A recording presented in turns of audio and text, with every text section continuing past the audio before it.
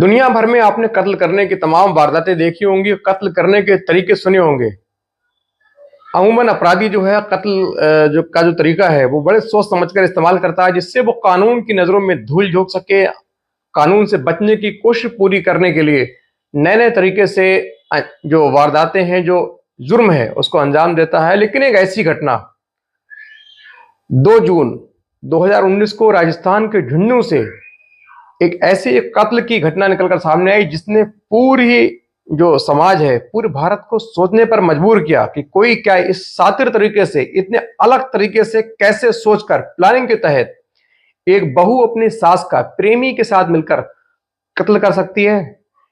शुरुआत में तो ये कत्ल को किसी ने माना नहीं। पुलिस ने भी एक नॉर्मल एक सांप से काटने की मौत को अपनी जो तफसीस में लिखकर पूरी विवेचना को, फाइल को बंद कर दिया और सब तमाम मामला शांत हुआ। लेकिन यह गलती से पूरा केस खुल जाता है। जब केस सामने आता है तो तमाम लोगों की आंखें फटी रह जाती हैं। हर कोई सोचने पर यह मजबूर होता है कि क्या कोई बहू अपनी सास की इस तरीके से इतनी खतरनाक साजिश करके उसका कत्ल कर सकती है। नमस्कार, मैं हूं शकील कादरी। दरअसल ये सच्ची दास्तान है भारत के राजस्थान प्रदेश की। राजस्थान प्रदेश में एक जिला है झुंझुनू, हरियाणा बॉर्डर पर जिला झुंझुनू है। झुंझुनू में ये कहा जाता है कि लगभग हर घर से 2 या 1 फौजी बनकर निकलते हैं। हर परिवार से 1 या 2 व्यक्ति हैं फौज में हैं। फौज में जाने का परंपरा है, बहुत पुरानी है, चलन है, क्रेज है। वहां के युवा हैं, बचपन से ही फौज में जाने का सपना देखते हैं, तैयारियों में जुट जाते हैं और वयस्क होते होते सेना में किसी न किसी तरीके से भर्ती हो जाते हैं। उसी झुंझुनू की यह कहानी है। झुंझुनू में एक इलाका है बोहाना, बोहाना थाना पड़ता है। बोहाना थाने में ही एक फौजी रिटायर होते हैं, उनका नाम होता है राजेश। उनके बेटे होते हैं, बड़ा बेटा नाम होता है सचिन। सचिन भी फौज में होता है। उसकी शादी होती है 12 दिसंबर 2018 को। उसकी अल्पना के साथ शादी होती है। दोनों का जो पारिवारिक जीवन है खुशी खुशी बीत रहा था। दोनों के जो परिजन है इस शादी से बहुत खुश थे, अरेंज मैरिज थी। सचिन के जो परिजन है, उनकी माता पिता, सचिन की माता सुबोध देवी और पिता राजेश अपनी बहू को बहू न मानकर सिर्फ बेटी के तौर पर लाए थे। उसको बेटी मान रहे थे और बेटी मानकर उसकी जो है उसके साथ रह रहे थे। बड़े परिवार से घर चल रहा था इनका। अलग गांव में अलग अच्छा सा एक मकान था, अपना खेती पार्टी थी, खेती बाड़ी थी। दोनों सर्विस में रह चुके थे। पिता रिटायरमेंट आर्मी से थे और बेटा इस वक्त आर्मी में था। बहू बड़े खुश थी, अच्छे से जीवन चल रहा था। लेकिन जो बहू है उसके कॉलेज के टाइम में एक बॉयफ्रेंड हुआ करता था, नाम था मनीष मीणा। मनीष मीणा का उसका स्कूल के समय से ही प्रेम था, लेकिन किसी वजह से अलग अलग जात के होने की वजह से दोनों की शादी नहीं हो पाई। शादी हो जाती है सचिन के साथ जो फौजी होता है। लेकिन जो अल्पना है वो अब भी अपने प्रेमी का जो मोह है वो छोड़ नहीं पा रही थी। उससे बातें करे बिना रह नहीं पा रही थी। जब उससे दूरी हुई, ससुराल आई, तो और ज्यादा प्रेमी की याद आने लगी। इधर धीरे धीरे जो पति है अपनी, चूंकि सेना में छुट्टी कम मिलती है, 3 महीने की महज छुट्टी मिलती है, बाकी 9 महीने सेना में रहना पड़ता है। तो जो दूरियां हैं वो ज्यादा परिवार से रहती हैं एक सैनिक की। अब अल्पना को भी लगा कि मैं अकेली हूं, खाली हूं, अब मेरे साथ कोई रात को दिन को बात करने वाला नहीं है, उससे मुलाकात करने वाला नहीं है। उसको खाली खाली लगने लगा। फिर उसका अचानक जो रुझान है, जो पहले उसका प्रेमी रह चुका होता है सचिन मीणा, जो स्कूल के समय में उसका प्रेमी था, उसके द्वारा फिर से उससे बातचीत करने की कोशिश करती है। दोनों को फिर से पहले की तरह धीरे धीरे बातें करते हैं और दोनों की फिर से एकदम जो गहराइयां हैं, नजदीकियां बढ़ने लगती हैं। बहुत जल्दी ये दोनों फिर से गाढ़े प्रेम के बंधन में बन जाते हैं। अब दोनों छुप छुप कर मिलने भी लगे थे, मुलाकातें हो रही थी, रात को लंबी लंबी बातें होती थी, हर बात शेयर होती थी। उधर जो पति है सचिन, वो एयरफोर्स में थे, फौज में थे, दूसरे राज्य में उनकी पोस्टिंग थी। 2-3 महीने के बाद 10, 15, 20 दिन की छुट्टी मिलती थी, आते थे, फौरन छुट्टी बिताकर चले जाते थे। उसके बाद ये अपने प्रेमी के साथ, जो सचिन मीणा है, उसके साथ लगातार संबंध अपने आगे बढ़ा रही थी, मिल रही थी। लेकिन कहते हैं इश्क और मुश्क कभी छुपाए नहीं छुपता। धीरे धीरे इसकी जो भनक है इस अल्पना की सास यानी सचिन की मां सुबोध देवी को लग गई। उन्होंने देखा कि बहू हर वक्त कहीं ना कहीं फोन करती रहती है, कभी कभार उनको देखकर तुरंत फोन अपना छुपा लेती है, कॉल कट कर देती है। तो उनको शक हुआ।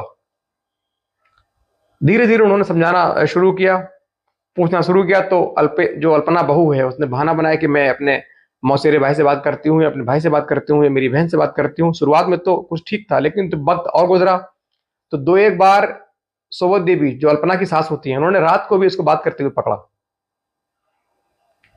फिर धीरे धीरे बात खुल जाती है, चूंकि अब बात सिर्फ इन दो के बीच थी।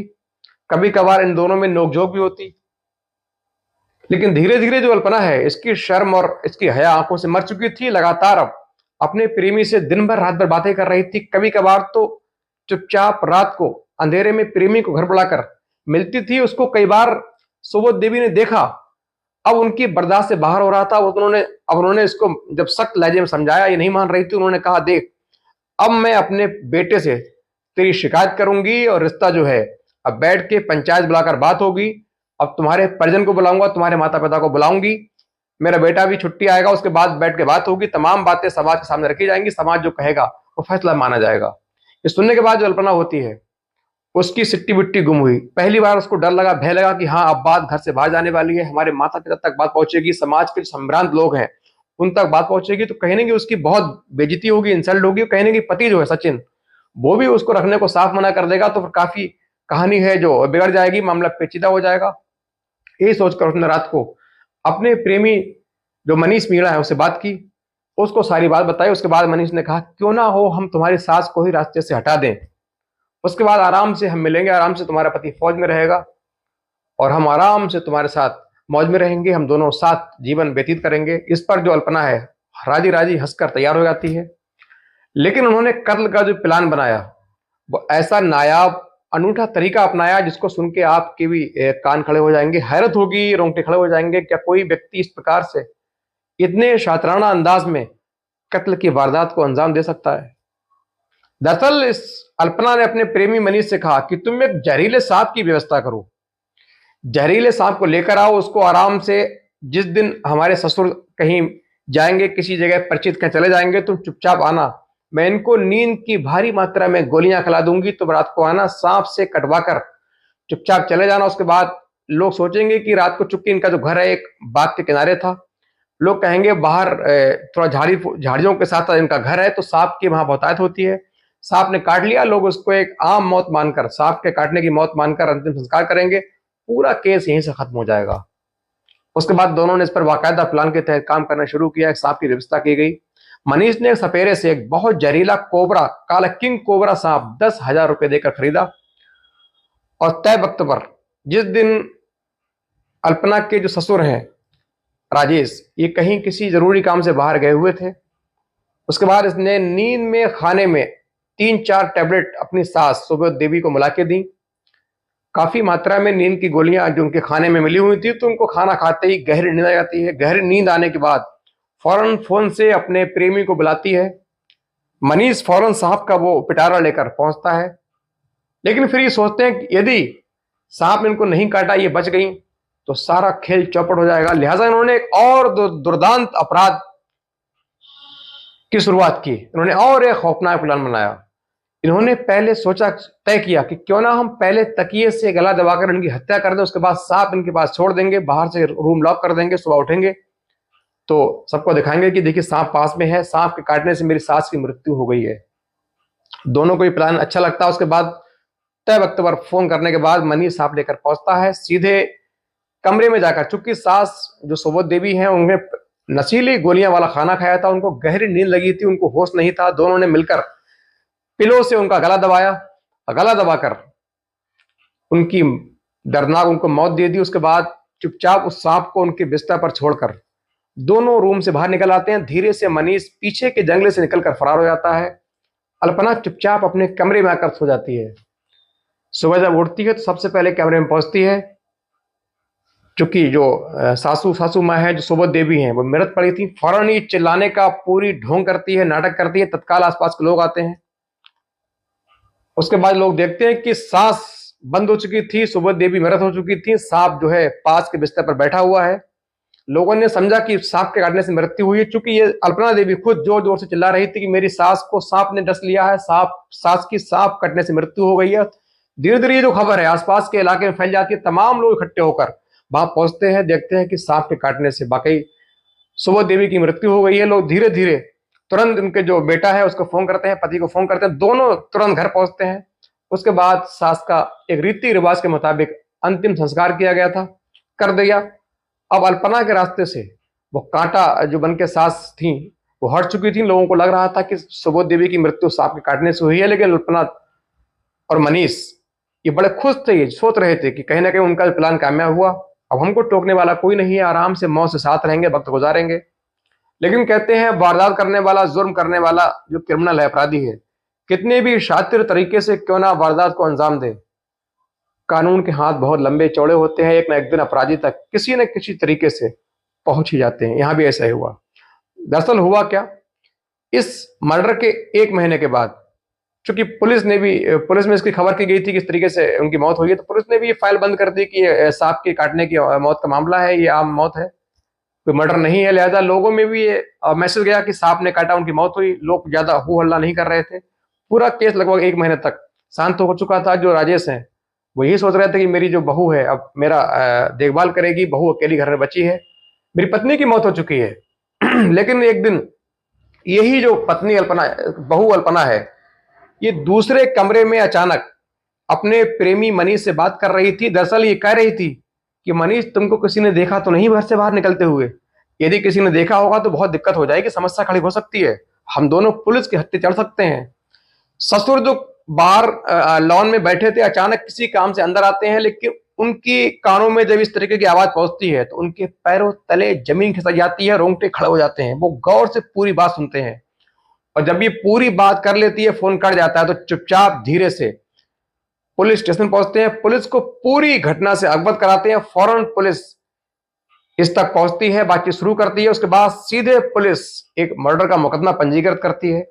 अभियोग पंजीकृत होने के बाद पुलिस जांच में जुट जाती है। पुलिस की जांच है पूरी तरीके से इस बहू अल्पना के इर्द गिर्द घूम रही थी, लेकिन पुलिस ने जब गहन जांच के लिए इसकी सीडीआर निकाली तो पुलिस के भी होश फाख्ता हो जाते हैं। दरअसल पुलिस को जब इसकी कॉल डिटेल सुनी पुलिस ने, तो उसको मालूम चला कि इसने घटना वाले दिन यानी 2 जून 2019 को अपने प्रेमी मनीष से लगभग 124 बार फोन से बात की। उसके साथ साथ एक और व्यक्ति कृष्णा, उससे भी लगभग 19 बार बात की। पुलिस ने फौरन कृष्णा को फोन किया, बुलाया। उससे जब क्रॉस तरीके से पूछताछ की गई, उसको पुलिस ने अपने अंदाज में पूछताछ की तो बहुत देर तक टिक न सका। उसने सारी घटना सच सच पुलिस को बता दी। उसके बाद पुलिस ने सीधे उसकी निशानदेही पर बहू अल्पना को गिरफ्तार किया। उसके बाद सीधे मनीष को गिरफ्तार किया गया। तीनों ने बहुत जल्द ही अपना जुर्म कबूल कर लिया। लेकिन लोगों ने जब इस घटना को सुना तो लोगों को हैरानी हुई। लोगों का एक बहू से, सास बहू का जो रिश्ता है उस पर से विश्वास उठा। लोगों को कहीं ना कहीं ये मैसेज गया कि एक बहू किस तरीके से अपनी सास, जो उसको बहू न मानकर सिर्फ बेटी बनाकर घर पे लाई थी, घर पे रख रही थी, पूरी सुख सुविधा घर पे थी, चैनो सामान के आइटम थे, क्योंकि पति एक्समैन थे और बेटा गवर्नमेंट जॉब में था, घर में कोई दिक्कत थी नहीं। लेकिन फिर भी इस बहू ने किस तरीके से अपनी सास का प्रेमी के लिए एक अजब गजब तरीके से कत्ल किया। उसके बाद पुलिस ने फौरन उनकी जो जांच के लिए जो अंतिम यात्रा में शव यात्रा हुई थी, जहां पे उनका अंतिम संस्कार किया गया था, वहां पर टीम के साथ पहुंची, फॉरेंसिक टीम पहुंची। उनकी कुछ हड्डियां, नमूने उनको मिले। नमूने के साथ साथ उनको सीधे फॉरेंसिक लैब भेजा गया। उसकी जब रिपोर्ट आती है तो उसमें बाकायदा ये लिखा गया कि इनकी शरीर में, हड्डियों में कहीं ना कहीं विष के जो तत्व है मौजूद हैं। लिहाजा ये कंफर्म हुआ कि पहले इन्होंने उसको गला दबाकर, सांस रोककर उनको मौत के घाट उतारा। उसके बाद सांप ने भी कई बार उनके सबको डसा, जिससे उनके शरीर में पूरी तरीके से विष फैल चुका था। उसके बाद पुलिस ने इन तीनों को गंभीर धाराओं में मुकदमा पंजीकृत करके जेल भेजा। और दोस्तों, ऐसी कहानी सुनाने का मतलब किसी को हताश करना नहीं है, न किसी के चरित्र पर शक करना है, बल्कि आपको होशियार करना है, आगाह करना है कि आने वाले वक्त में क्या हो, ना आपको पता ना हमें। लिहाजा ऐसी कहानियों से हम अपने सुनकर कम से कम सबक ले सकते हैं, एहतियात बरत सकते हैं, जिससे आपका और आपका परिवेश है, आपका समाज है, आपका परिवार है, सुरक्षित रहे, संयम रहे। ऐसी हमारी कामना है। और वीडियो अच्छा लगा हो तो लाइक शेयर कमेंट प्लीज जरूर।